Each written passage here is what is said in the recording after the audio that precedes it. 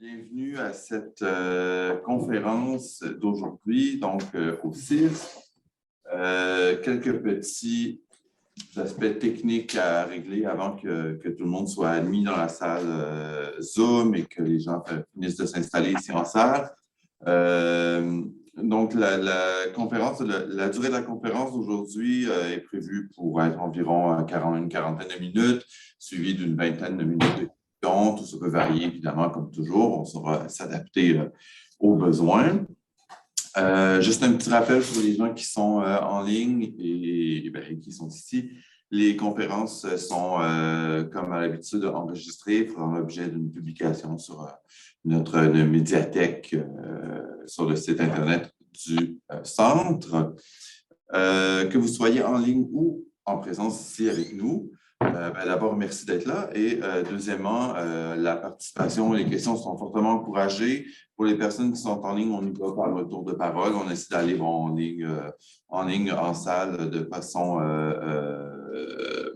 on essaie d'osciller un peu entre les deux.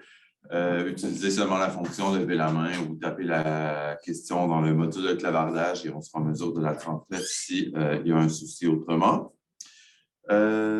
Qu'est-ce que je dois dire à part ça? Prière de laisser, s'il vous plaît, les micros fermés pendant le temps de la conférence afin d'éviter ici des effets de reverb, comme on dit, les effets d'écho ou des interruptions involontaires qui pourraient survenir. Donc, pour la conférence d'aujourd'hui, on a le plaisir ici au CIRS. C'était une table, je crois, qui a fait un petit bruit.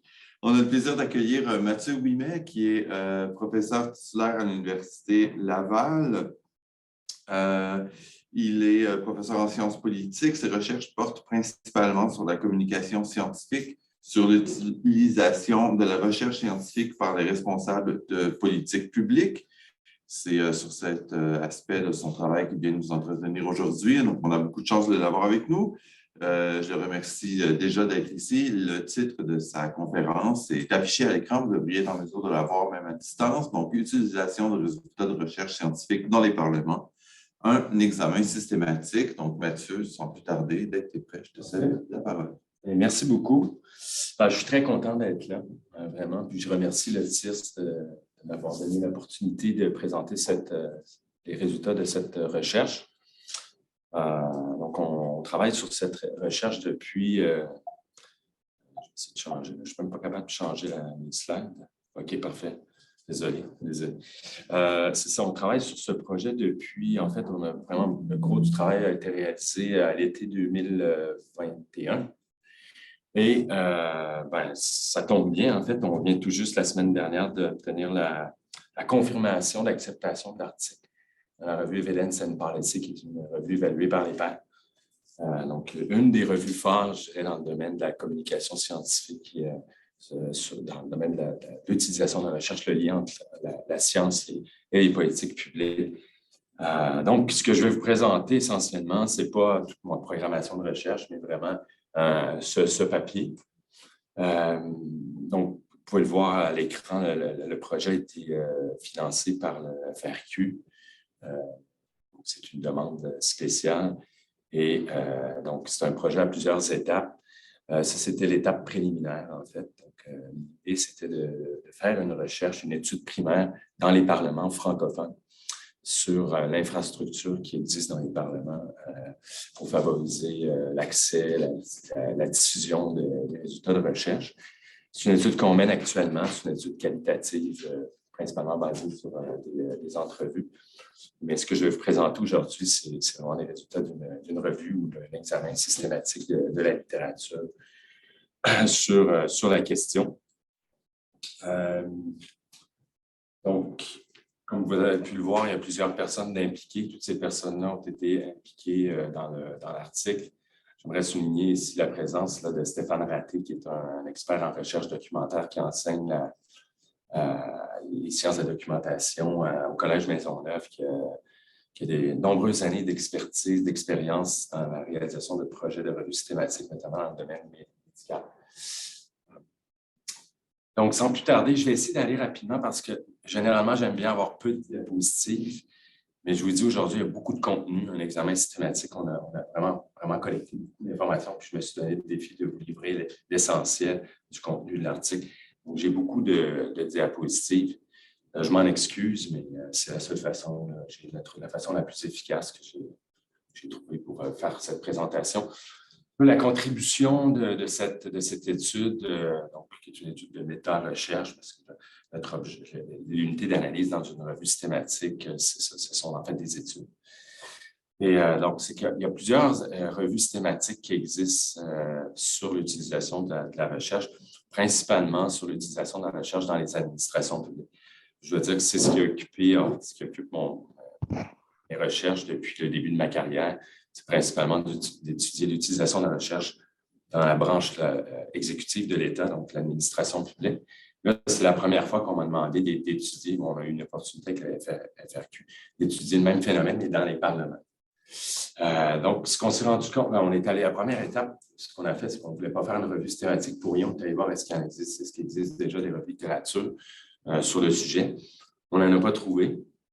Évidemment, on était au fait des principales synthèses de connaissances dans le domaine. Je vous cite la principale ici, qui a été mise à jour une fois, donc la dernière publication datait de 2014. Puis quand on est allé voir cette revue-là, on a regardé les 145 études incluses dans la revue, on a remarqué que vraiment on mélange des pommes et des oranges. Il y a des études sur l'utilisation dans les prisons, les hôpitaux, les ministères, certaines dans les parlements, etc. Donc, puis ce n'est pas des agrégés. Donc, on met ça sous couvert de l'utilisation par les policy makers, mais bon, ça, c'est une des critiques qu'on pourrait faire. Donc, nous, on a vraiment décidé de faire notre ajout aux connaissances sur la première revue systématique sur le sujet dans les parlements.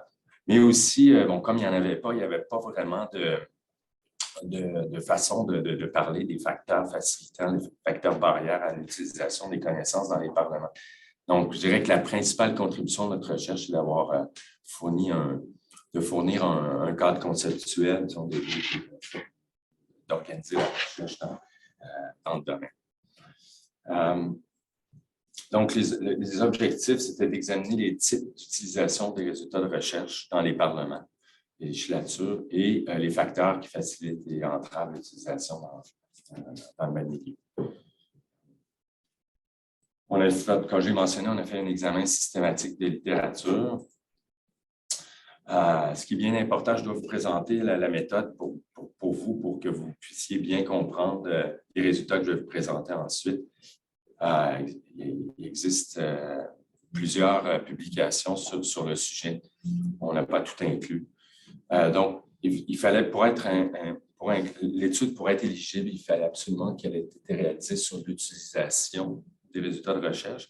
Donc, on a mis de côté les études sur le courtage de connaissances, la diffusion d'efforts de transfert de chercheurs, par exemple, l'échange. Donc, c'est vraiment, on a focalisé sur l'utilisation, le côté de la demande plutôt que de l'offre. Des études sur l'utilisation de résultats de recherche. Donc, ça, c'est un peu compliqué pour vous parce que ce n'est pas toujours très clair dans les études empiriques. Il n'y a pas vraiment de définition, toujours une définition très claire de ce que c'est les research evidence, c'est une littérature anglo-saxonne. Mais on a écarté les études dans lesquelles c'était clair que ce n'était pas vraiment de la recherche, c'était des données administratives, des évaluations de programmes réalisées à l'intérieur des ministères, etc. Les études primaires, donc, on n'a pas inclus des revues systématiques ou des synthèses, on n'en a pas trouvé sur le sujet, mais quand même, on les a utilisées pour identifier des études pertinentes. On s'intéresse aux études empiriques, donc on a écarté les essais réflexifs, conceptuels et polémiques sur le sujet. On a aussi écarté quelques études qui étaient présentées comme des études empiriques, mais reposaient sur une méthodologie qui était très sommaire, par exemple, interviewer informellement les participants à un colloque. S'il y avait des focus group, des entrevues semi-dirigées, on incluait l'étude. Des études aussi réalisées on a couvert tous les types de parlements à différents niveaux. Mais Maintenant, pour identifier plusieurs étapes dans une revue systématique, la première étape, c'est de fixer les critères d'inclusion que je vais vous présenter. Ensuite, il faut identifier les notices bibliographiques, comme je l'ai mentionné d'entrée de jeu. On a consulté, on a travaillé en collaboration avec un expert en technique de la documentation. On a recherché dans 17 bases de données bibliographiques, dont 3 francophones avec des termes francophones. On a donc organisé les requêtes autour de 2 grands concepts de l'utilisation des données. J'aime mieux résultats de recherche que données probantes. Des données, ce n'est pas des résultats. On trouve encore des concepts de données, je suis désolé. Et dans les parlements, il n'y a aucune limite par année de publication. Et puis, dans l'article qui est apparu, de toute façon, il y a si vous suivez ce lien, vous avez accès à la requête booléenne complète. Là, si vous voudriez refaire l'exercice, vous pourriez le refaire. On a examiné les références dans les études pertinentes, les études que nous avons incluses dans la revue. On a fait aussi des recherches sur Google pour la littérature grise, mais de façon moins systématique. C'est une des limites de l'étude. En fait.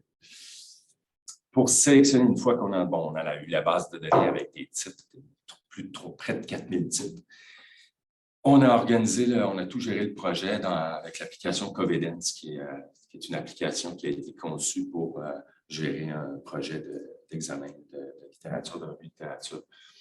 La sélection s'est faite en double colore en fonction des critères que je vous ai exposés. 3 étapes. Tout d'abord, sur le titre et le résumé. Ensuite, ce qui survit à la première étape, on examine le texte intégral, on va chercher les PDF. Et finalement, les études incluses, on recherche dans la bibliographie de ces études. Ensuite, une fois qu'on a notre échantillon d'études pertinentes, il faut extraire de l'information de ces publications. Même chose, là, ici, on l'a fait en 3 collages et j'ai tout vérifié de A à Z. Donc, il y a 2 étudiants formés qui ont suivi le cours Politique et données probantes à la maîtrise.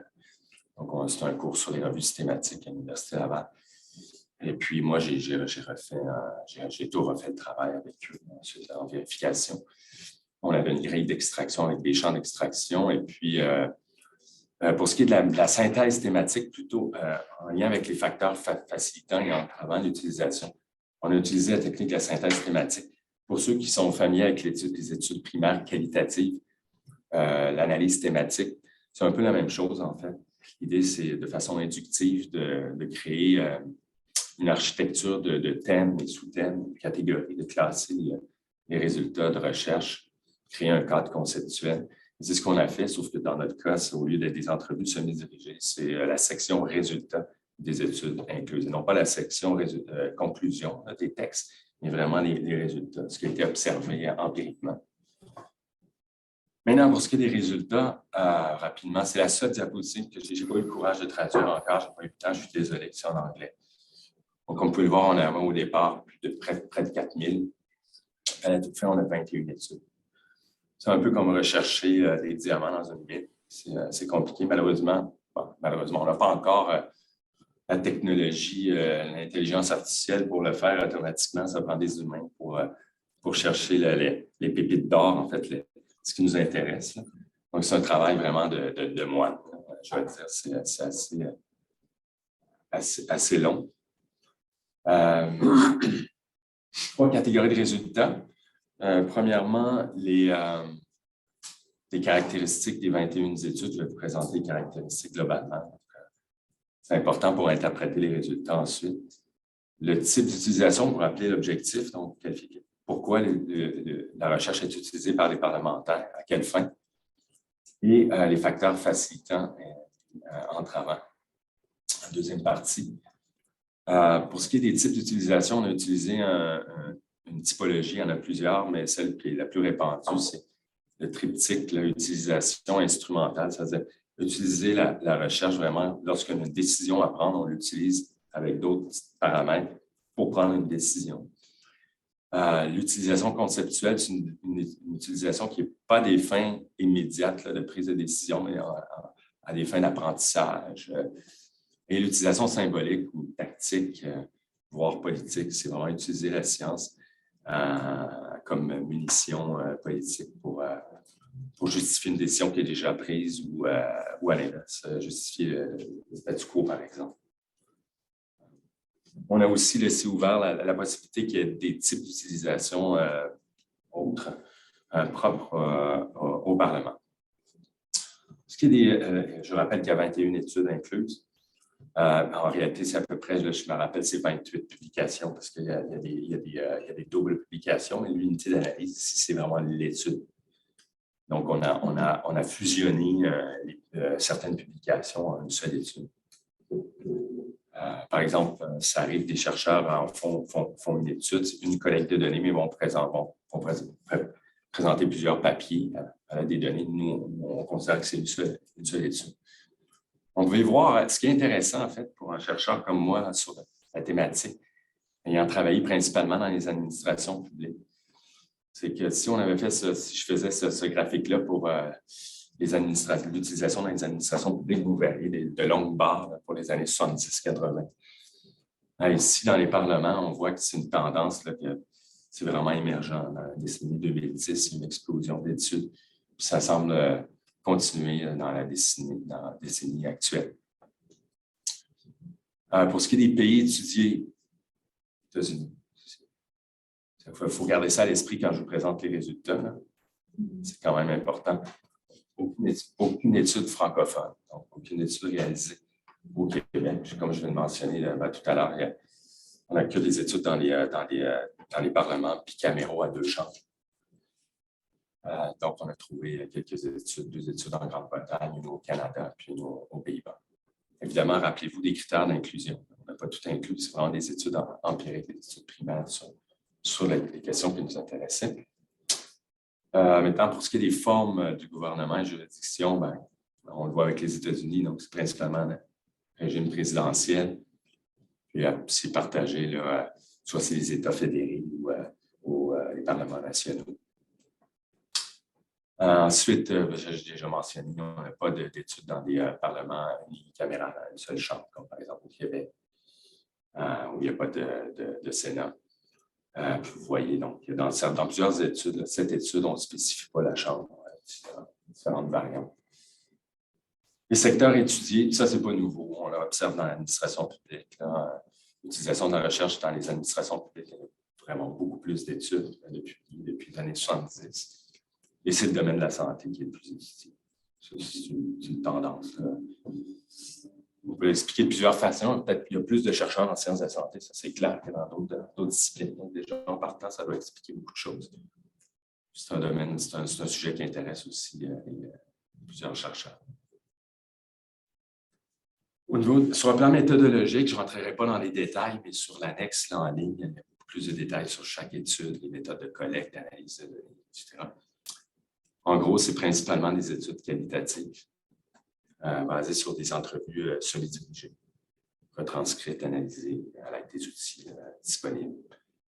Quelques sondages, des études transversales quantitatives, 2 essais randomisés réalisés dans les parlements et une étude à méthode mixte, c'est-à-dire combinant des méthodes qualitatives et quantitatives.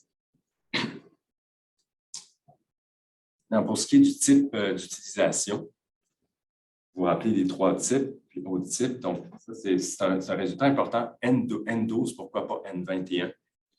C'est parce que les 21 études incluses présentent des résultats sur les facteurs facilitants et les facteurs variants. Il y en a seulement 12 qui présentent les résultats sur le type d'utilisation. Donc, dans 11 de ces 12 études-là, ce qu'on observe, c'est l'utilisation, entre autres, ce n'est pas mutuellement exclusif ici, l'utilisation symbolique, tactique, persuasive. Sur un plan normatif, les chercheurs dans le domaine voient ça comme quelque chose de négatif. On aimerait que la science soit utilisée, je dis bien sur le plan normatif, ce n'est pas à moi de juger, là, mais à des fins instrumentales ou à des fins d'apprentissage plutôt que de façon persuasive. Une des raisons, c'est parce que quand on cherche à persuader, le biais de sélection, le biais de confirmation est assez important. On cherche à s'enquérir des connaissances sur un sujet type également. Et ça, c'est une différence notable avec les études sur le même sujet, mais dans l'administration publique. il n'y a pas une tendance aussi importante. Ça pourrait s'expliquer par le fait qu'un Parlement est beaucoup plus politisé comme environnement qu'une administration publique. Le code de déontologie d'un fonctionnaire, en fait, l'oblige normalement à être dépolitisé, justement, l'incite fortement. Il y a des autres types qui sont propres au Parlement, c'est intéressant. Donc, on a observé, par exemple, plusieurs autres types d'utilisation, favoriser le débat, définir les paramètres du débat, gagner la confiance des collègues, poser des questions jugées importantes, expliquer un vote en chambre, dépolitiser le travail en commission. C'est dans un Parlement, c'est vraiment une des caractéristiques des parlements, c'est vraiment on travaille en commission. La vérification, le fact-checking, la vérification de l'information, puis aussi informer le travail immédiat de représentation du député, donc par exemple interroger des témoins, dépôt d'amendements, etc.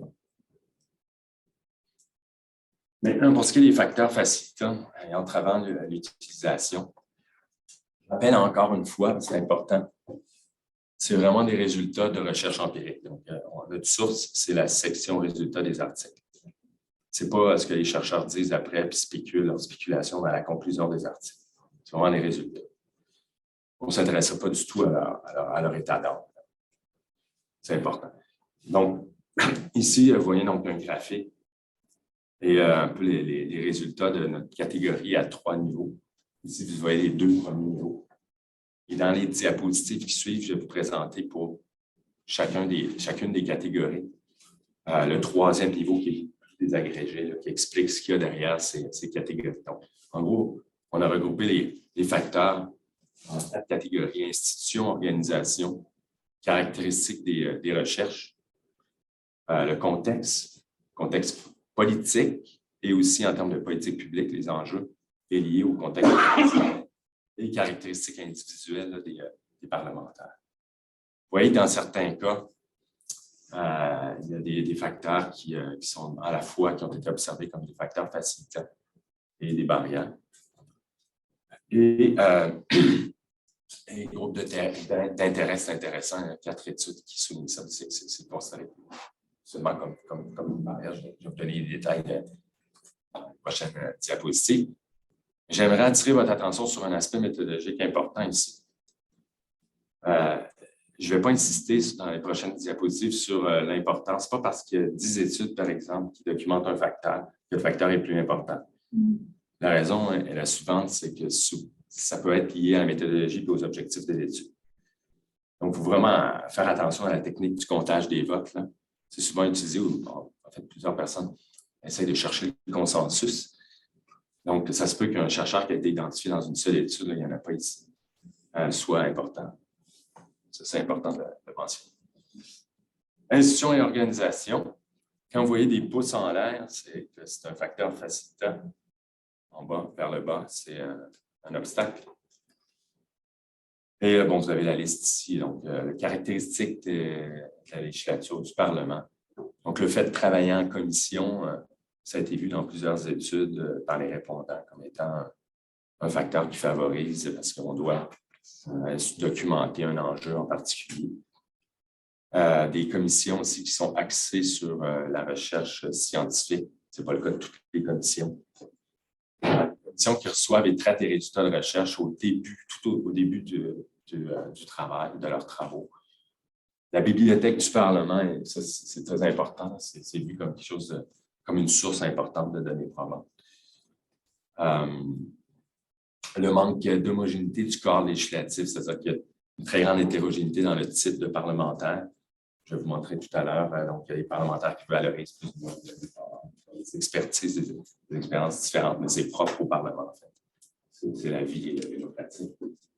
L'absence d'obligation d'obliger d'utiliser les résultats de recherche. Donc, ça doit être issu d'études qualitatives, donc des répondants. C'est qu'on n'est pas obligé d'utiliser ça. Ce serait un facteur, un obstacle ici. Le fait que le pouvoir soit, dans certains cas, concentré autour des parlementaires d'expérience, peut-être, qui n'ont peut-être pas développé ou autant de réflexes de solliciter des données probantes. La dichotomie entre se fonder sur son expérience professionnelle versus essayer de s'informer sur les derniers résultats disponibles. Un remplacement fréquent des législateurs, puis la culture de consensus aussi qui limiterait la propension des membres des comités à contester des informations. Les relations sociales, les réseaux, la confiance ou le capital social pourraient être considérés comme une institution aussi. Donc, c'est pour ça qu'on l'a classé dans cette grande catégorie, institutions et organisations. Un des deux essais cliniques qu'on a recensés a testé l'effet d'une intervention à multiples facettes. Puis, une des composantes, c'était de mettre en relation des chercheurs et des législateurs pour alimenter un résultat de recherche. Puis, ils ont trouvé un effet positif sur l'utilisation conceptuelle, puis pas l'effet sur les deux autres types d'utilisation instrumentale ou symbolique. Et puis, je dirais qu'il y a plusieurs autres études dans notre bassin d'études qui montrent que l'utilisation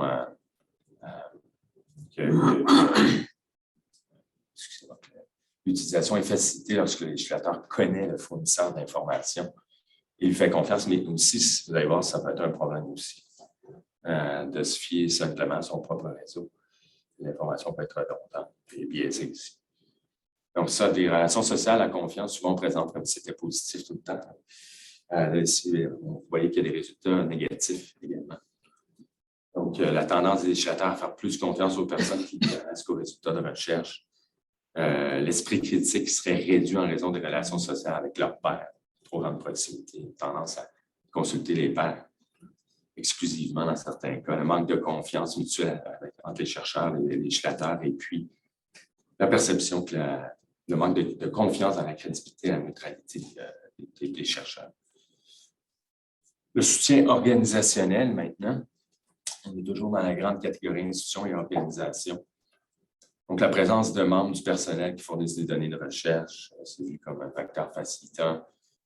Aussi, dans une étude expérimentale, il y avait une intervention qui combinait l'évaluation de besoins et la mise en relation des bureaux du législateur avec des chercheurs. Ça a été efficace.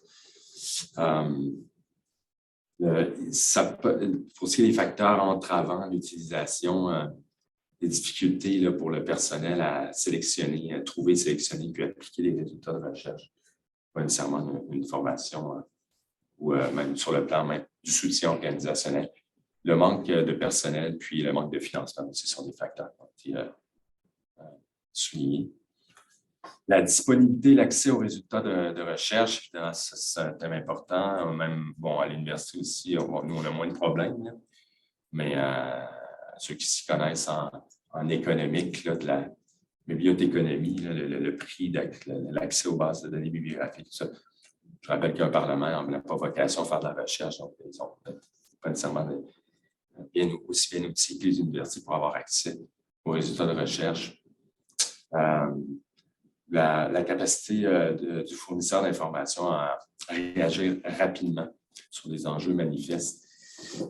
Ça, c'est un des points forts des lobbyistes, en passant.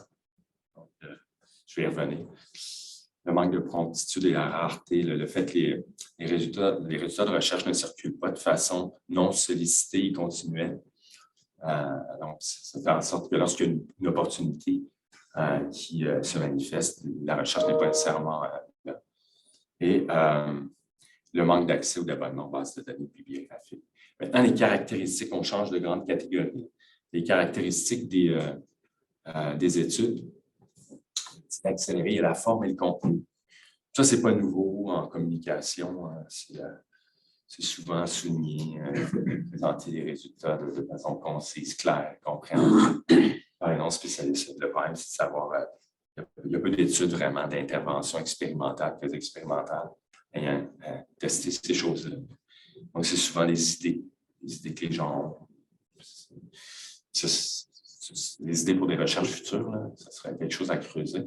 Les résultats de recherche aussi qui sont rassemblés pour mettre en évidence la manière dont ils affectent des groupes, des individus spécifiques. Donc, des résultats qui ne sont pas trop généraux, mais vraiment qui donnent des informations précises et concrète pour le parlementaire. Le contenu, le fait de, donc ça évidemment, ça varie des études. Il y a des recommandations, donc en plus de communiquer des résultats de recherche, on inclut des recommandations pour l'action. Ça, si on consulte dans l'administration publique, on n'a pas le même son de cloche nécessairement.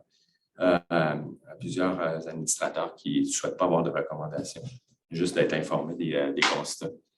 L'inclusion de statistiques, particulièrement des statistiques qui sont collectées de manière routinière et standardisée, les coûts-avantages, impact budgétaire, c'est toujours avec en plus de la présentation des résultats de recherche, des analyses comparatives internationales et aussi, certaines études montrent que lorsque les résultats sont présentés ou sont reliés à des récits ou des anecdotes, ça doit être facilité. Mais ce n'est pas clair, vous allez voir tout à l'heure. Sur le contenu, maintenant, les effets plutôt négatifs, je dirais ces effets, les facteurs observés, qui ont été observés comme des obstacles dans les études. Les recherches qui ne sont pas à jour, qui incluent des informations qualitatives verbeuses, des résultats qui ne concordent pas avec les conclusions d'autres sources qui sont mobilisées par les décideurs, avec les besoins et les sentiments des électeurs, qui ne sont pas reconnus par un lobbyiste auquel le législateur fait confiance. Des résultats qui prouvent que le législateur a tort, le biais de confirmation aussi. Maintenant, pour ce qui est du contexte, une troisième grande catégorie de facteurs, la question, l'enjeu de politique publique. Donc, le manque de familiarité. Lorsque le législateur n'est pas familier avec l'enjeu, plusieurs études montrent que c'est propice à une utilisation accrue de la recherche. Lorsque l'enjeu est important pour le législateur également, lorsque l'enjeu résonne avec des résultats qui existaient déjà. Donc, on recherche beaucoup le consensus. Par contre, lorsque l'enjeu est visible et hautement médiatisé, de telle sorte que ça capte l'attention des électeurs, des médias, des groupes de pression, des enjeux, l'enjeu lorsqu'il est polarisant aussi, est controversé, puis suscite les passions, les émotions. Un enjeu qui est bien connu. Donc, des législateurs, donc ça leur fournit une option par défaut. Donc, ils n'auront pas tendance à aller consulter la recherche. Et finalement, un enjeu qui est exprimé par, c'est pour ça que je disais que c'est controversant, par un récit ou des anecdotes, là, mais qui ne sont pas reliés aux résultats de recherche, ça, mais qui attirent tout de même l'attention des décideurs. Les groupes d'intérêt, j'en ai déjà glissé un mot, donc les 4 études qui ont, c'est pas juste un facteur par étude, c'est plusieurs études de ces 4-là qui documentent ces thématiques. Donc, le fait que les groupes d'intérêt diffusent l'information scientifique de mauvaise qualité, ce n'est pas toujours le cas, c'est pas ce que je dis, mais c'est comme un obstacle. Le fait de faire la promotion d'études mal conçues, d'attaquer des résultats de recherche, une technique qui est très bien connue, là, des groupes d'intérêt. Donc, on l'a vu avec l'industrie du tabac, l'industrie chimique, c'est documenté. La littérature là-dessus, là, c'est de créer un peu comme les fact-checkers font, là. Mais eux autres, ils le font pour créer le doute. Pour créer le doute. C'est ça la principale fonction. Et finalement, les groupes d'intérêt qui excellent dans l'art d'aborder des questions civiles vraiment dans un délai très court, de manière à répondre aux besoins des législateurs. Puis, vous allez voir tout à l'heure, les législateurs, ils doivent travailler rapidement. C'est propice à l'influence des groupes d'intérêt. Le contexte professionnel là, de travail du législateur, comme je viens de mentionner, une charge de travail qui est importante, manque de temps, la nécessité de prise de décision rapide, surcharge d'informations de toutes sortes, et un travail qui implique d'autres paramètres, évidemment, que la recherche. Ça, c'est le cas également de l'administration publique et des objectifs qui sont souvent contradictoires ou concurrents. Maintenant, les caractéristiques individuelles des législateurs. Ici, vous voyez, donc, il y a trois points ici qui sont associés à des facteurs facilitants. Les 3 derniers facteurs, des obstacles. Donc, l'expérience, le fait d'avoir de l'expérience dans le cadre législatif en ce qui concerne l'utilisation de la recherche pendant les sessions, les débats. Le fait, l'expertise des législateurs et de leur personnel, le fait de savoir comment examiner les problèmes liés à la qualité de la recherche aussi, ça a été soulevé. Maintenant, sur le plan des facteurs, des obstacles, la mauvaise compréhension de la recherche, incluant, c'est important ici, la difficulté de distinguer les résultats de recherche à d'autres types d'informations, la difficulté de localiser des sources de recherche, puis aussi la difficulté de discerner ce qui est valide. Donc, c'est vraiment les enjeux connaissances et compétences. Maintenant, les questions d'attitude, de croyance, de perception. Aussi, c'est récurrent dans la littérature sur l'administration publique. Donc, le fait que les résultats de recherche soient perçus comme répondant aux préoccupations des électeurs, mais à la fois donc, qui correspondent aux priorités du législateur, des législateurs, c'est un point positif. Que les résultats de la recherche soient considérés, perçus comme crédibles aussi. Que les résultats, donc la recherche ouvre la voie à de nouvelles façons de penser et finalement qu'il mène à des applications pratiques. Donc, on est vraiment dans les perceptions ici. Et pour ce qui est des obstacles, il y a cette même thématique. Donc, le manque d'intérêt pour les résultats de recherche, des préférences pour les anecdotes, perception que la recherche est biaisée, manque de crédibilité, de neutralité. Encore une fois, c'est un facteur qu'on trouve aussi dans la littérature sur l'utilisation dans les administrations publiques. La perception que la recherche a des implications pratiques limitées ou qu'elle répond à des questions non pertinentes et le fait de l'incertitude aussi, le fait d'associer, de considérer que les résultats de recherche sont trop incertains. Malheureusement, c'est le cas de la plupart des résultats de recherche. Donc, il y a une importante incertitude, mais c'est vu comme un obstacle. Maintenant, pour ce qui est des conclusions à l'étude, donc on a vu parmi les 3 types d'utilisation qui sont bien documentés à la littérature, l'utilisation symbolique, tactique, voire politique, là, est la plus souvent observée dans les études. On en a déjà parlé. C'est quand même un fait saillant. Pour ce qui est des facteurs facilitants, des obstacles, on trouve des similitudes avec les travaux antérieurs réalisés dans d'autres types d'organisations, notamment l'importance de la disponibilité, de l'accès, du soutien organisationnel, des caractéristiques de la recherche, les relations sociales, les relations des chercheurs, les décideurs, les relations de confiance, l'attitude, la perception à l'égard des résultats de recherche, des connaissances, des compétences, l'expertise. Ça, c'est des facteurs, ce n'est pas nouveau en fait. Ce qu'on a trouvé, on trouve ça dans d'autres environnements institutionnels. Par contre, on a trouvé des résultats quant aux facteurs facilitants et aux barrières qui sont moins, disons, systématiquement observés dans des autres études. Donc, notamment les facteurs liés aux caractéristiques des législateurs, l'organisation du travail en commission, le rôle de la bibliothèque, par exemple. Et les facteurs liés au contexte politique, les enjeux, donc la nature des enjeux de politique et le rôle des groupes d'intérêt. C'est moins important dans la littérature sur l'utilisation. Pourtant, les lobbyistes, ceux qui connaissent un peu en lobbying, j'ai fait quelques recherches récentes sur la question. L'administration publique est une cible également. Ce pas des facteurs qui jusqu'à présent, ont été observés de façon systématique dans les administrations publiques. Puis bon, on en a assez parlé là, des groupes d'intérêt. Au Québec, les législateurs considèrent que les groupes d'intérêt sont légitimes. C'est l'article 1er de la loi sur l'éthique en matière et la transparence en matière de lobbyisme au Québec.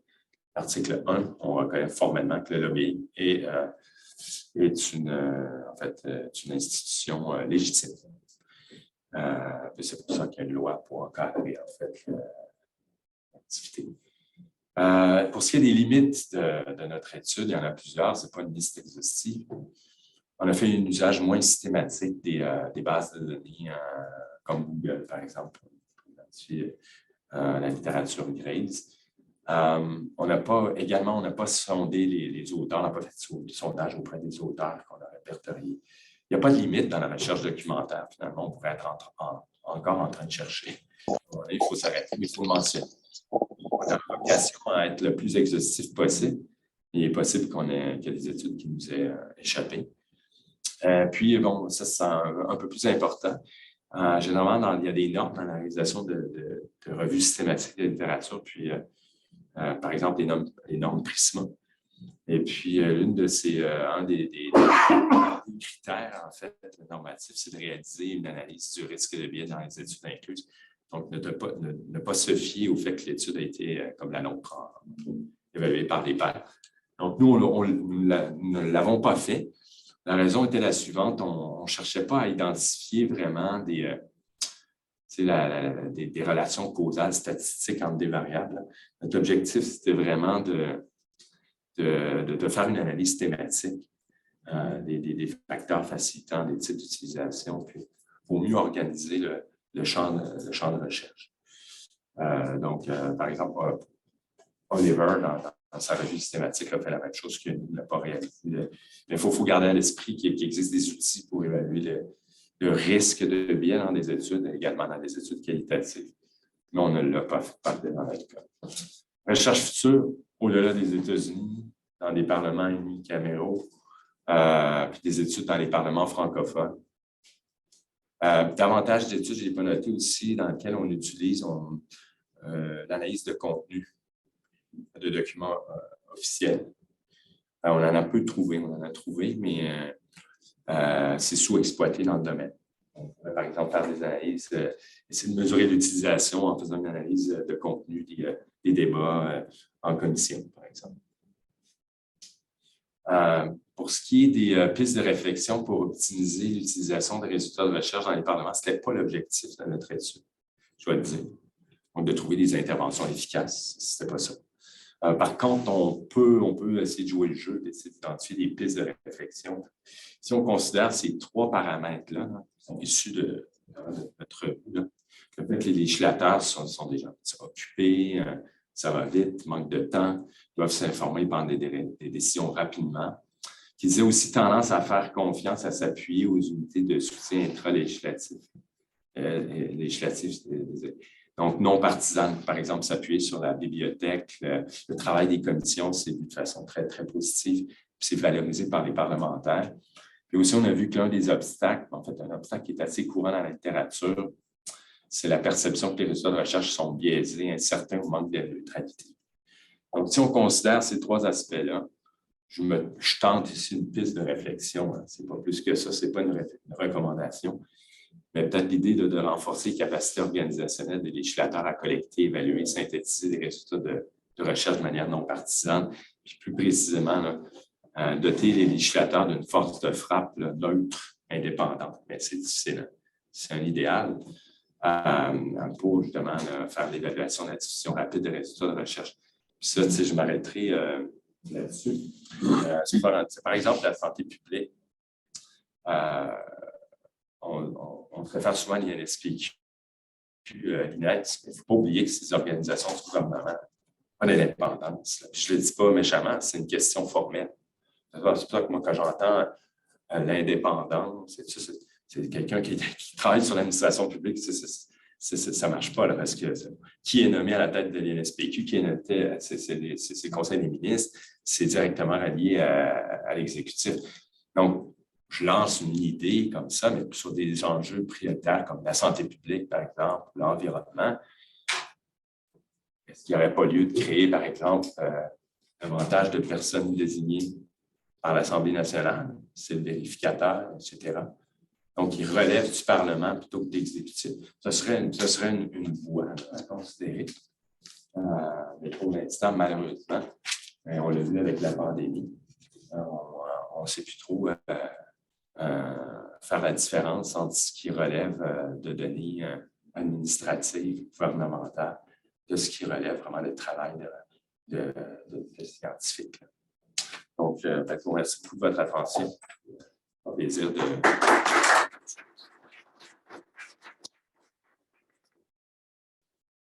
Merci Mathieu pour tout ça. Je vois qu'il y a déjà une question. Je vais poser la glace parce que j'ai une autre réunion à l'heure et demie. J'ai une seule question, c'est lié justement à la classification en trois parties. Et comme tu as mentionné, tu dis, bon, dans la littérature, on a tendance à considérer comme négatif, disons, les usages symboliques ou tactiques. Or, je ne suis pas sûr que ça me pose problème parce que si on considère, disons, que les données sont bonnes, okay, on peut en faire un usage, on dit, ben, donc, classer tactique versus instrumental, c'est vraiment problématique parce que, d'où le fait qu'ils sont surtout, j'ai l'impression que c'est un effet de classification, parce que comme ils sont surtout symboliques, ben, c'est tout à fait normal de regarder tous les travaux montrent que, blablabla. Ben, si tous les travaux montrent que c'est bien qu'il l'ait fait de même. Ouais. Donc, mais c'est négatif en soi, parce que c'est rhétorique, mais justement, si la rhétorique, on dit, bon, la mécanique quantique montre que, on ne commencera pas à envoyer les héros textes de Heisenberg, on va dire. Ouais. Donc, je comprends le point. Je trouve que c'est vrai que c'est la vision de qu'est-ce qui est instrumental aussi à la base. Oui, c'est ça. C'est rationnel, etc. C'est vrai, effectivement, c'est des choses auxquelles j'ai déjà pensé, mais c'est un excellent point. Mais ici, vraiment, je rappelle, c'est vraiment l'utilisation des fins politiques et tout ça. Puis, c'est le problème de la sélection. C'est effectivement, je suis d'accord, idéalement, si on avait vraiment la bonne connaissance, d'essayer de persuader. Quand tu dis c'est usage à des fins politiques, ben c'est ça la loi. Le gouvernement, il fait de la politique. Donc, il fait toujours de la politique. Il fait que des études. C'est pas moi qui. Sur des bonnes études. Mais c'est pas toi, c'est la littérature. C'est ça. J'ai bien mentionné que sur un plan normatif. Oui, c'est ça. Mais même leur vision normative me semble problématique. Oui, effectivement. Commentaire. Est-ce que ce n'est pas lié aussi avec l'ordre de la décision?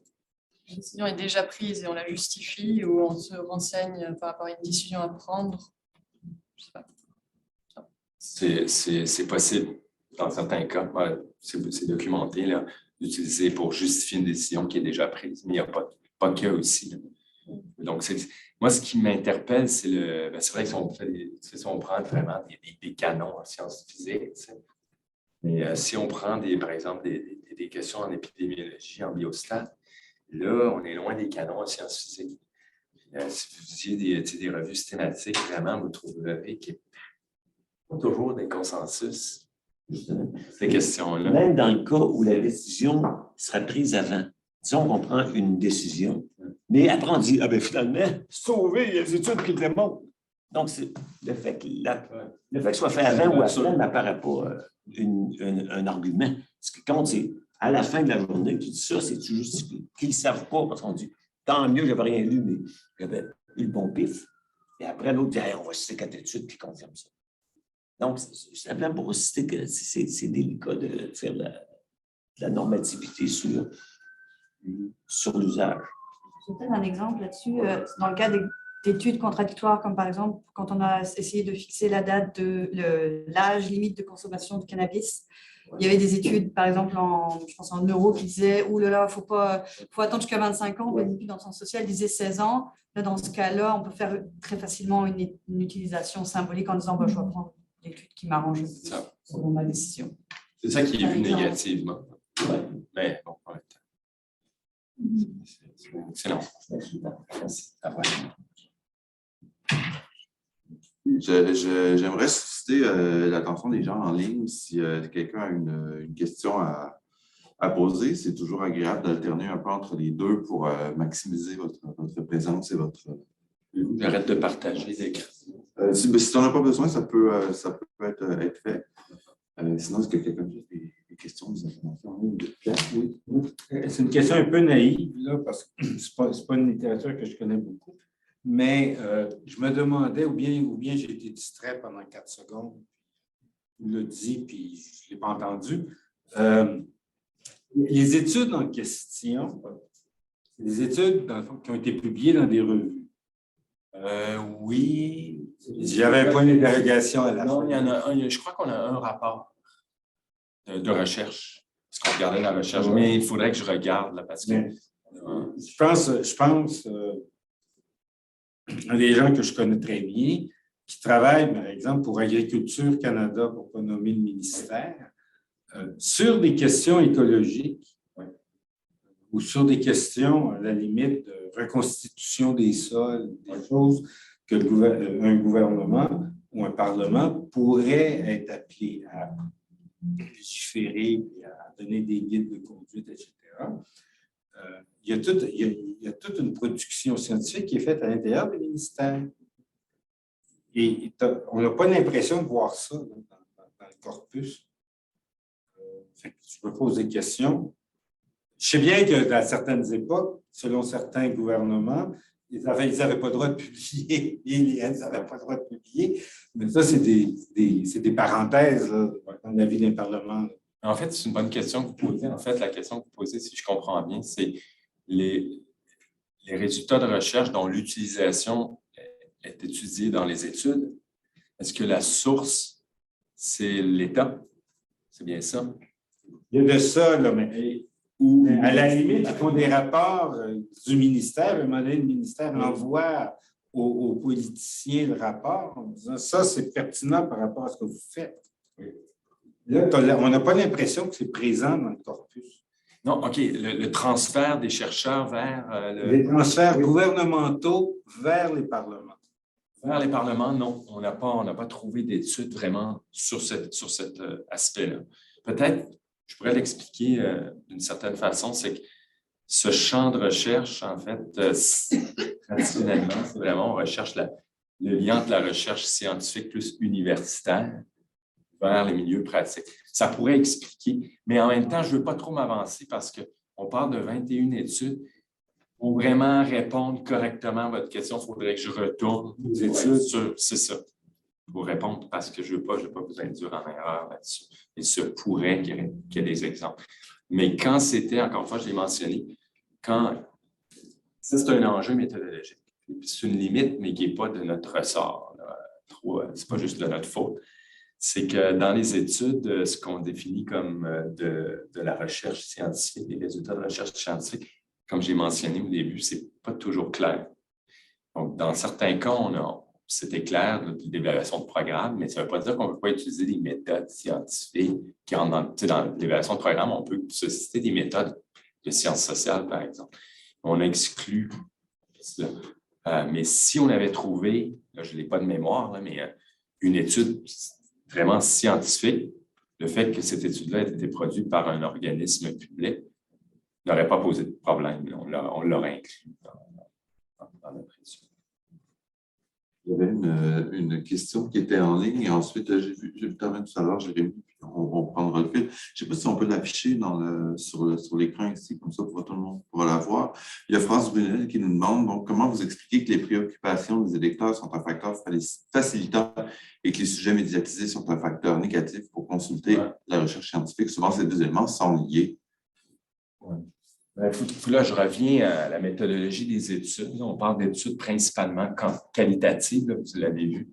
Donc, c'est souvent des comptes rendus d'entrevues avec des législateurs et leur staff. Je le rappelle parce que c'est important de comprendre le contexte. Donc, il y a certaines études qui ont montré effectivement que, j'imagine que ce sont des législateurs qui se sont exprimés sur la question des obstacles.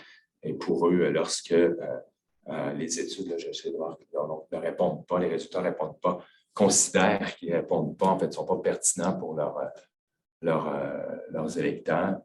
Ça a été vu comme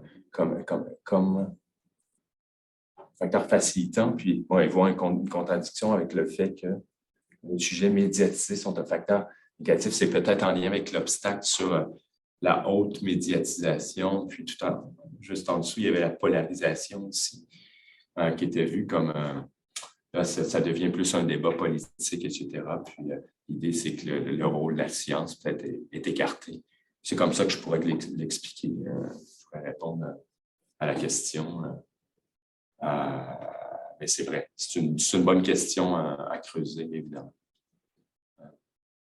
Et puis, on pourrait s'imaginer que quand c'est médiatisé aussi, ça pourrait être aussi un facteur facilitant dans certains contextes. Moi, je me suis fié vraiment, on s'est fié au contenu là, des études que j'ai rapportées. C'est vraiment le contenu des 21 études que nous avons trouvées sur le sujet. En pratique, il y a probablement tout un jeu de gestion d'image et de tactique, même lors d'une prise de décision informée. Jérémy, je crois que tu avais une question. J'avais un commentaire et une question. D'abord, mettons le commentaire. En conclusion, vous avez dit, là, vous avez parlé de littérature grise. Puis, j'envisage quand même une différence entre chercher dans les bases de données de littérature grise pour trouver des études de l'utilisation des résultats de recherche et une différence avec, en fait, c'est quoi l'utilisation de la littérature grise dans les parlements. Ça, je pense qu'il y a comme deux niveaux là. Le deuxième niveau, pour moi, est assez intéressant en fait, parce que dans la littérature grise, ça va souvent être le type de document qui va avoir la temporalité la plus proche des parlements. Donc, production rapide par des think tanks, etc. Ça, c'est intéressant. Puis en tout cas, moi, je pense qu'il y a quelque chose là dans les avenues pour la recherche future. Ma question était comme dans la vingtaine d'études que vous avez trouvées, lesquelles comme clarifient un peu la différence entre les traces observables d'utilisation. Donc, j'envisage que la plupart des façons de discuter des résultats de recherche vont être dans les débats. On va citer une étude, puis ça va se retrouver verbatim. Mais il y a probablement aussi comme des références aux mémos partagés entre les parlements. J'aimerais mieux vous entendre là-dessus. Ça, c'est la première question, c'était? Le premier commentaire, c'était juste la littérature grise en général. Oui, mais ça serait un autre sujet. Ouais. On va se concentrer sur l'utilisation de la recherche. Puis, comme j'ai mentionné, on va essayer de chercher des rapports de recherche non publiés dans des revues avec comité de lecture. La deuxième question, excusez-moi.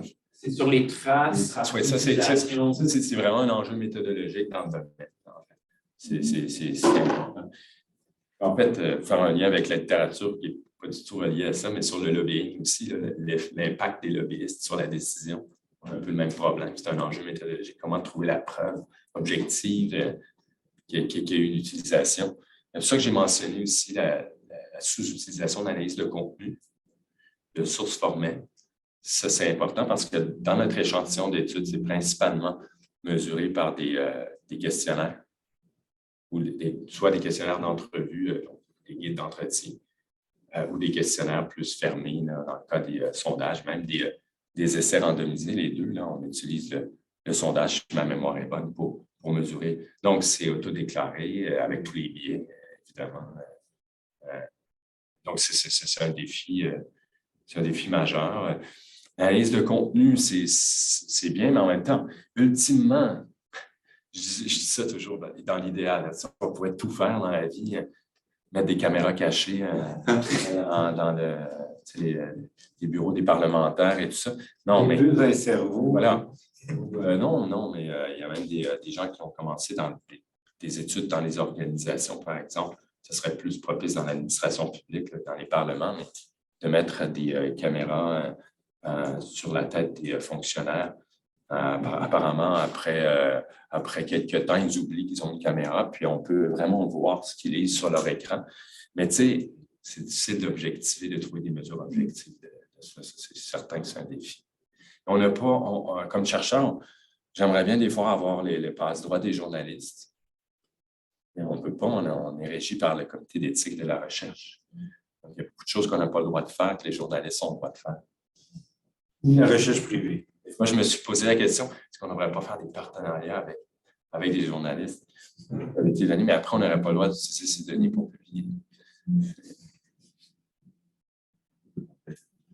J'ai vu, oui, j'avais une autre main, je crois qu'il y avait ça. Merci. Je n'ai pas une connaissance du domaine, sujet dont vous avez parlé aujourd'hui. Je me demandais si vous aviez de l'information dans ces 21 études, des disciplines qui étaient concernées, si c'était considéré comme une variable, sachant qu'on a une certaine hiérarchie des sciences, en tout cas dans Les secteurs de politique ou les disciplines des chercheurs qui étudient? Utilisés dans les parlements. Donc, est-ce que les résultats sont des résultats de recherche de sciences sociales ou de sciences informatiques? Il faudrait que je retourne, mais je pense qu'on n'a pas fait d'extraction là-dessus. Ça ne nous a pas été demandé par les reviewers aussi. Donc, mais c'est un bon point. Ça serait intéressant aussi pour connaissance. On entend souvent pour les sciences sociales, qui est mon domaine, le mot d'ordre. L'idée, c'est de changer après que ces résultats scientifiques puissent avoir une valeur politique et on va se rapprocher des policy makers. mais je ne sais pas comment, notamment en sachant que policymakers, il y a les parlementaires, mais pas seulement, on peut considérer les administrations comme des policymakers, apparemment même des prisons, j'ai appris aujourd'hui. Mais ça pourrait donner aussi un instrument pour les chercheurs, pouvoir anticiper comment sont considérées nos recherches ou la recherche de notre discipline dans ces milieux. Mais bon, si ce n'est pas documenté. Et puis une autre question qui était liée, qui n'est pas forcément liée, mais est-ce que les chercheurs sont invités dans ces milieux à présenter les matériaux, ou c'est simplement une analyse sur la base de textes scientifiques, et puis après ça sera discuté, où il y a l'organisation par commission, comme on a pu voir pour les nanos en France, où à la fin on avait un comité citoyen, bon, c'est un autre contexte, mais où les chercheurs présentaient, des philosophes, des historiens, etc., leurs perspectives sur une thématique donnée avec différents facteurs politiques, économiques, considérations, plutôt que facteurs de considération. Et puis la dernière question que j'aurais à vous poser, c'est la question de votre objectif, même si je sais bien qu'on est neutre dans le traitement de résultats, mais vous venez de l'administration publique, enfin vous venez pas de l'administration publique, vous venez de l'étude de ces milieux. Qu'est-ce qui vous a fait passer du côté de l'étude en milieu parlementaire, et puis quel est un peu votre objectif, qu'il soit scientifico-politique, en faisant ces études-là? OK. Là, je vais vous demander de répéter. Je vais commencer par la dernière. La dernière, à moins qu'un peut-être un psychologue pourrait me tester pour voir si j'ai un objectif politique, peut-être, mais je n'en suis pas conscient. Là, c'est le cas. Non, le fait de m'intéresser au Parlement, ça s'est fait progressivement. Là. Depuis quelques années, je suis affilié à la chaire de recherche sur la démocratie et le parlementarisme. Donc, c'est une chaire de recherche c'est pas moi qui la dirige, là, mais qui est en partenariat avec l'Assemblée nationale et puis certaines personnes désignées ici, comme par exemple le commissaire aux lobbyistes. Donc, durant les dernières années, j'ai, avec des collègues, commencé à faire des recherches plus parlementaires. C'est vraiment pas, en tout cas, moi, si je m'auto-évalue, je ne pense pas qu'il y a un agenda politique derrière ça, c'est plutôt un intérêt d'un nouveau domaine. Je vous dirais. Chercheur, quand il y a des opportunités présentes, c'est quand même relié à ma thématique de recherche. Et j'ai toujours, en fait, honnêtement, en réfléchissant, j'ai toujours dit, qu'en est-il dans les parlements? Mais comme ce n'était pas mon objet d'étude, je n'ai jamais eu l'occasion de travailler sur la question. Puis, j'ai mentionné au début, on a eu une opportunité de le faire. Donc, c'est nouveau pour moi. Je dois mentionner que je ne suis pas un expert chercheur sur le parlementarisme. Il y a des chercheurs en sciences politiques. C'est la particularité. Et puis, Éric Montigny, par exemple, un de mes collègues qui est co-auteur de l'article, travaille davantage sur ces questions. Il faut m'aider pour les autres questions. Celle du milieu, c'était simplement savoir si c'était très pragmatique, si les études rendaient compte du fait que les chercheurs sont invités à présenter leurs résultats, ou si c'est leurs matériaux, leur utilisation des résultats de la recherche, c'est en fait des articles scientifiques simplement. Dans les études qu'on a repérées là, de mémoire, là, c'est l'utilisation, et on en a parlé tout à l'heure, est mesurée de façon sur des plus générales. Et puis en lien avec votre question sur les disciplines, ça serait peut-être possible. Puis là, de mémoire, je me rappelle d'une étude de cas. On avait de cas multiples, on avait des cas très particuliers, donc on pouvait faire le lien entre la discipline. Parce que c'était des cas très précis, je ne veux pas dire de bêtises, mais méthode diagnostique en domaine médical, par exemple, et puis il y en avait d'autres. Donc, c'est vrai que dans certaines études, on peut relier à des disciplines, mais de règle générale, là, de mémoire, c'est vraiment l'utilisation en général. Et aussi, je rappelle qu'on a exclu les études qui portent sur les relations. On voulait vraiment une mesure de l'utilisation de la recherche, donc le point de vue de la demande. Ça, j'ai mentionné au départ, là, ça définit la portée de notre étude, on n'a pas tout inclus.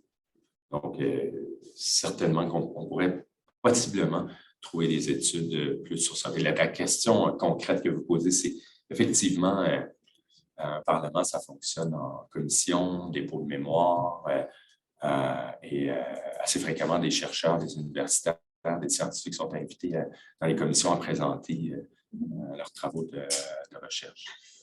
Donc, c'est sûr que c'est la façon, je dirais, la plus immédiate là, de mise en relation entre des chercheurs universitaires et puis les parlements. Mais c'est un chercheur qui souhaiterait influencer la décision. C'est un choix. Moi, je ne travaille pas nécessairement dans cette logique. Moi, la recommandation que je ferais, c'est essayer de mimer ce que les lobbyistes font. Mais ça va demander beaucoup de temps parce qu'il va falloir aller manger tous les jours à la cafétéria de l'Assemblée nationale et puis passer de longues heures dans les couloirs à essayer d'attraper un parlementaire pour leur parler de leurs résultats. Donc, mais c'est un enjeu important hein, parce qu'on parle d'impact de la recherche, d'influence, mais en même temps, le chercheur veut rester neutre, avec la question ça dépend des chercheurs, là, mais de neutralité. C'est vu aussi comme un obstacle dans les études par les parlementaires. Parce qu'un chercheur manque de neutralité, on retrouve ce résultat également dans les études lorsqu'on interviewe les administrateurs publics, là, aussi, les hauts fonctionnaires. Donc, pour eux, ils se font une image du chercheur comme étant quelqu'un qui ne va pas faire de politique. Parce que, c'est très complexe. Oui, dans certains contextes, enfin le contexte suisse duquel je viens, aujourd'hui, les demandes de fonds, que ce soit le Fonds national suisse de la recherche, il y a une section carrément, un plan de carrière, mais aussi quel est l'usage politique de vos... Pour le chercheur, le professeur. Non, même pour un doctorant qui demande un postdoc ou ce genre de choses, c'est quelle est l'utilité de vos résultats et puis comment vous allez les promouvoir. C'est plutôt on le voit aussi. poussé, peut-être à bon titre. Hein. Moi, j'ai pas de... Au Canada aussi, hein, depuis plusieurs années, les organismes subventionnaires parlent de mobilisation des connaissances, un plan de mobilisation au Québec, je crois que c'est le terme qu'on utilise. Les CRSC aussi, les instituts de recherche en santé, les CRSH également, on retrouve ça ici. Mais pour l'avancement de carrière, moi, dans mon cas, je ne pourrais faire aucune activité de transfert et ça change absolument rien. C'est publication et évaluation d'enseignement. Ça va varier. D'une institution à l'autre. C'est sûr, la question des injonctions complémentaires ou contradictoires de part et d'autre. Il y a une intervention passablement longue qui est arrivée dans le chat. Je ne sais pas si je peux peut-être la lire, on verra, puis ensuite peut-être une dernière question en salle et on pourra se diriger tranquillement vers la conclusion. Donc, on nous dit « Intervention très intéressante et stimulante. En France, l'un des enjeux actuels est de trouver la bonne méthode de médiatisation et de publicisation, non seulement des résultats scientifiques, mais plus généralement de la littérature institutionnelle ou des nombreux rapports d'évaluation. Il existe une masse d'informations, de contenus, de préconisations, mais elles sont rarement synthétisées en un document unique, compréhensible et ouvert à tous, dont les parlementaires. » Encore, ben, ça rejoint un peu ce qu'on disait, j'ai l'impression, sur la diffusion et la médiation des travaux. C'est plus particulièrement le cas pour les dysfonctionnements de l'information pour lesquels s'ajoute en plus le niveau européen, UNESCO, G7 ou OCDE. Au plaisir d'échanger sur ces questions. Est-ce que tu aurais un rebondissement là-dessus? C'est vrai que c'est un problème important, là, le fait de synthétiser de l'information provenant de plusieurs sources. C'est un enjeu. En même temps, il y a un enjeu. Je compléterais ce qui est dit par. J'aime ça me faire l'avocat du diable des fois. Mais il y a un enjeu de neutralité aussi. Qui fait la synthèse? Et l'auteur du document qui pourrait être important. Je sais, par exemple, pour avoir suivi les travaux de l'OPESC en France, notamment sur les effets secondaires des vaccins COVID. Il y a tout un enjeu autour de... Il y a un rapport qui est publié, il y a des experts, des contradicteurs qui sont invités. Alors, qu'est-ce qui est affiché? Qu'est-ce qui reste à huis clos, privé?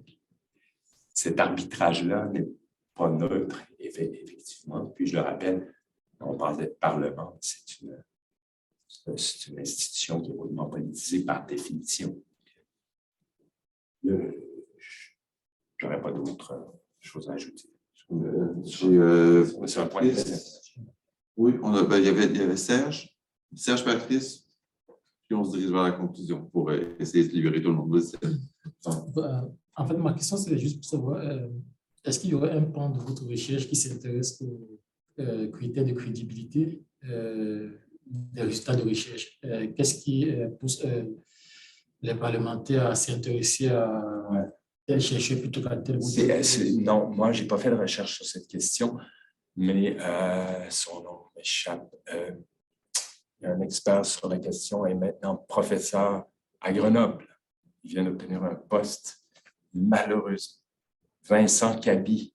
Ah, je suis très mauvais pour la mémoire des noms. Je suis un très mauvais politicien pour cette raison.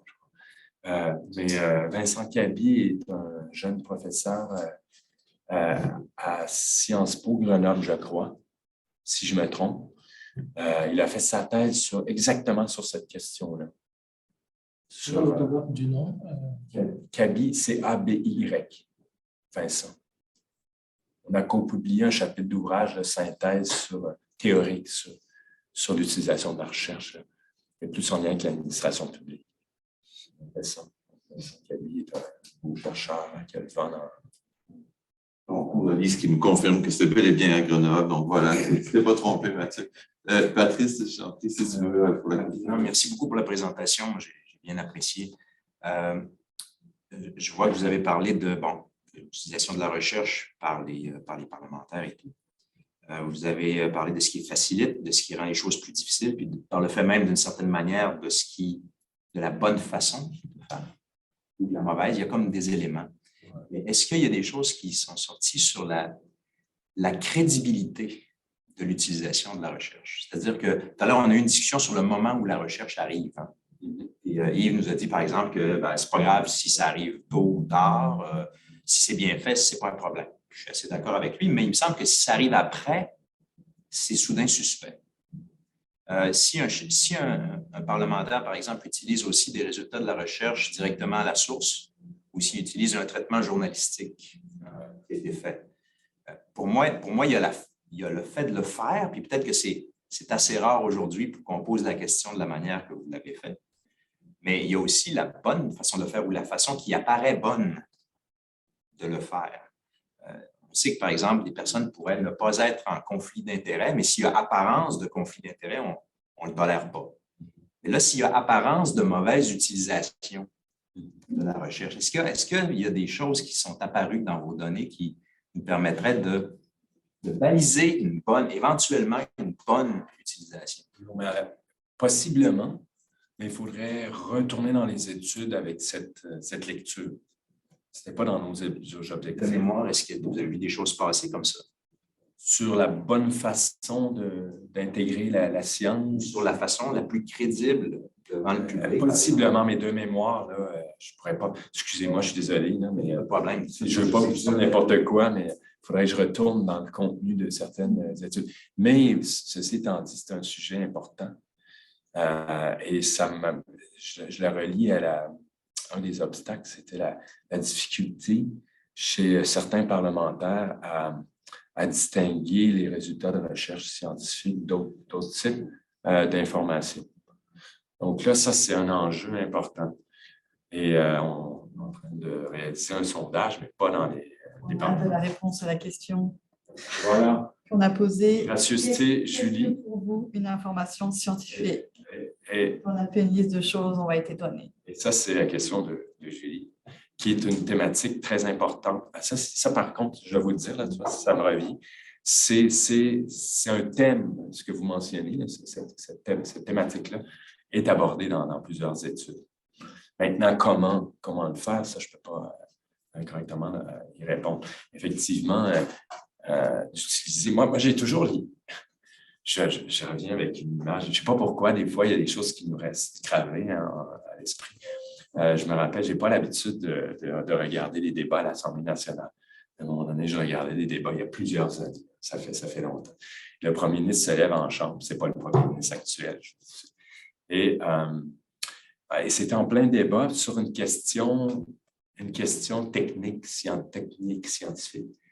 Et puis, le premier ministre se lève en brandissant un papier. Puis il utilise le terme universitaire de papier, c'est ça, l'anglicisme, en fait, de paper.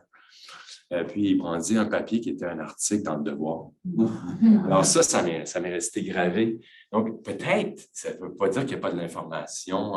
Il y a de l'information scientifique qui circule via les médias, il y a des journalistes scientifiques, etc. Mais bon, c'est sûr que ce n'est pas la source de première main. Et aussi, ça pose le défi aussi de la synthèse. Hein, parce que même si on dit qu'il faut synthétiser, ils n'ont pas le temps. En synthèse, c'est notre brefage. Mais quand on traduit, on synthèse, qui disait quand on traduit, on trahit.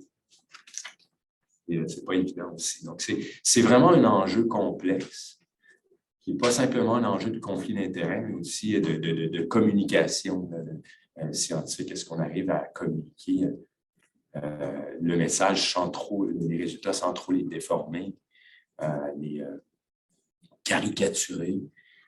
Souvent, dans le domaine scientifique, c'est plus complexe. Vous regardez des échanges vraiment pointus entre scientifiques dans des colloques. Je ne suis pas certain que c'est ce niveau-là que ça le prend lorsqu'on parle à des parlementaires. Mais dans le processus de traduction des connaissances en langage plus courant pour des décideurs, il y a un risque. Puis c'est tout un domaine de recherche de toute façon à part entière, la communication scientifique.